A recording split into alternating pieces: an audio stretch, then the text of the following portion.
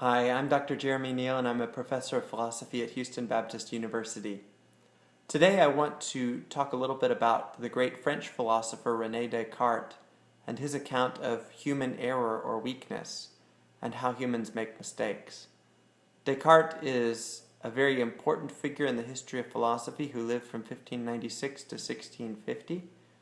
And he is famous in part for his contributions to the scientific revolution, but in part for his contributions to the new modern fields of epistemology, philosophy of mind, and others.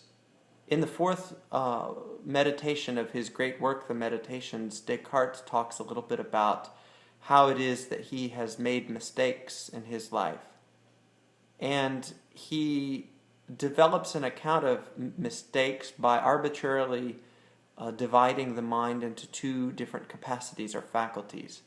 These are one, the capacity for knowledge, the intellect, and two, the capacity for choice or will. So we have two different capacities, intellect and will. And again, this is somewhat of an arbitrary division on Descartes' part. Now, here's where humans make mistakes. The scope of the will is wider than the scope of the intellect, Descartes reasons. So the human intellect is capable of knowing many things. It's capable of acquiring great knowledge about many things. But at the same time, the will is even greater in scope than the intellect. As broad as the intellect is, the will is even greater. So this can be seen by way of illustration. This morning I had to choose between two cereals, Cheerios and Wheaties. And I chose Cheerios, and I did so in the absence of knowledge. So I didn't know at the time that I made that choice everything about what the Wheaties would cause my day to be, or what the Cheerios would cause my day to be if I had the Cheerios. I chose in the absence of knowledge. So we make choices like that all the time. For instance, the choice of a partner in marriage, my choice of my wife in marriage, is something that I made to a certain extent in the absence of knowledge about her. I love my wife very much, and so it's certainly a choice for which I am very grateful, and a choice which has turned out wonderfully. But again, every choice that humans make like that has to be made to some extent in the absence of knowledge. Now, here's the problem.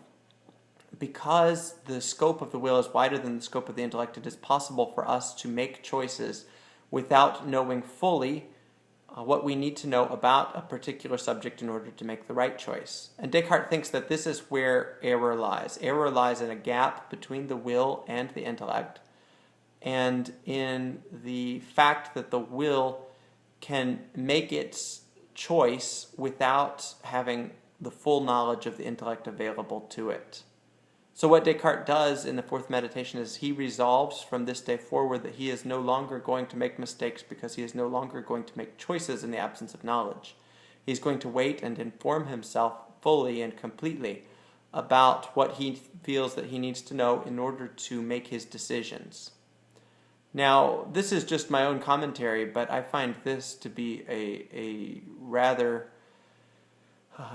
disturbing solution to human mistakes. So it seems to me as though this is not going to solve much, because there have been many times from personal experience when I have in my life known fully, or as fully as I could, what the consequences of particular choices would be, and I still chose the bad route, knowingly, with full knowledge, knowing it to be the bad route. How do we explain this tendency in my own life and this tendency in humans in general? Because most persons, I think, have similar experiences. One way is to invoke an account of original sin. So on this topic, I side with St. Augustine. I think that human beings are afflicted with a disease-like condition called original sin, which is very deeply influential in their lives, and which causes them, even when they know the good that they need to do, still to choose the bad. At any rate, Descartes' own solution is that he is going to wait until he has full knowledge before he makes decisions. In saying this, Descartes is assuming that the will is in and of itself perfect and without error. And in saying this, I think that he is repudiating something of Augustine's original sin